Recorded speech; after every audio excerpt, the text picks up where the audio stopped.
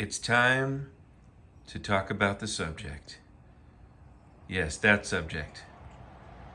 You know what I mean. It's time to talk about the birds and the bees. Mostly about the bees. If you didn't know it, ducks grow really fast. I did not know that. They grow really fast. We've had these birds for about, a week and a half, and they've probably doubled in size. They just grow really fast. But we're having a good time with them. So there, I've talked about the birds. On to the bees.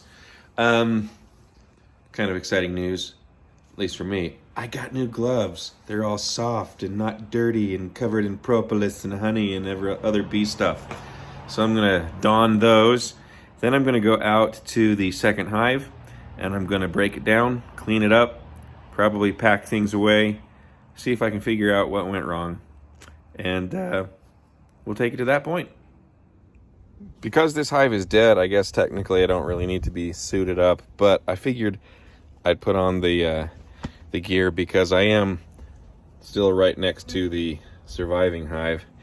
And they're coming in and out, and they might get curious, and I'd rather not have bees in my face. Anyway, let me just tell you, these gloves, they're like butter. Butter, I tell you. Butter. First thing to do is I need to remove the insulating sleeve, so I've unscrewed it, and that should just pull right off. I mean, theoretically, if it doesn't get caught on something like that. There we go. So there's my insulating sleeve, and I'll just drop this over the fence. I'll come back and get that in a minute. Okay, so here we are. Taking off the top cover, the outer cover. Let's crack open the inner cover, and we'll just start seeing dead bees all over the place. See all of those dead bees. So I guess we'll just kind of take them apart. So what I'm going to do now, I'm going to put the camera down so I can do it. I'm just going to separate the bodies and start going through it. I'll film if I see something interesting. I pulled the top body off. Haven't gone through it yet. I have a feeling it may have a lot of honey still in it. But I wanted to get to the bottom box just to see what was going on down there. And as you can see, just full of dead bees. I don't actually see here underneath, a lot of signs of mites. So I really don't know what happened. Chances are it was mite related, that it just got overwhelmed. Could have been weather related. I just don't know. No sign of wax moths. Let me show you what I pulled out of that body. I pulled out all 10 frames and brushed them off. These, I guess that's these 6 frames here. 1, 2, 3, 4, 5, 6. You can see they're packed full of pollen. No brood was in them. They're all broodless. But some of them have quite a bit of pollen. All drawn comb. These 4 in early stages of having comb laid down and wax laid down on them. This is the most developed of them. Most of them look something more like, that, where they were just starting to put wax down on them.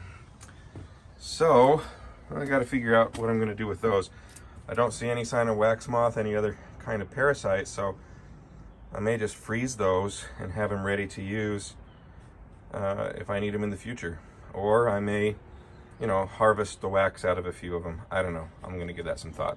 So now I'm going to go back to the upper body. This is my daughter, Ellie. Say hi, Ellie. Hi.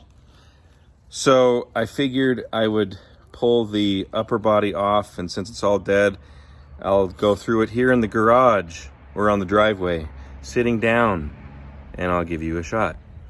Say bye, Ellie. Bye. This is what it looks like, and it is full of honey, I can tell. So I got to figure out if it's going to be usable honey. Probably will be. Oh, I got to get my brush. That has turned out to be a very important tool in this process. I have my brush, and now we'll get going. But before I do, I'll just kind of give you a peek down inside so you can kind of see what it looks like in there.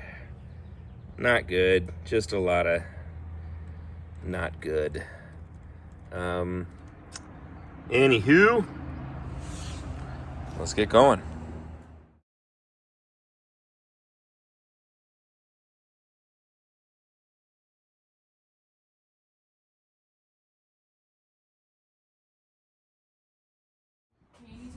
That is the end result of cleaning out that top body. So I'll sweep those up and throw them away. As it is, these two frames I definitely can harvest. They're almost fully capped, mature honey. There are a few frames over here that I'm a little on the fence about, like this one. It's got all this capped honey, but then if you see, it's also got all this immature honey, and I just don't know how old it is. Maybe I'll do a shake test and see how dried out it is and if it's harvestable. But I've got a few frames like that. There are some, I think so, I'll harvest some of these frames. Some of them I think I'm going to just scrape off, like these I'm going to scrape off the wax and process the wax. One of these frames, this one, had more trouble than the others. If you see that,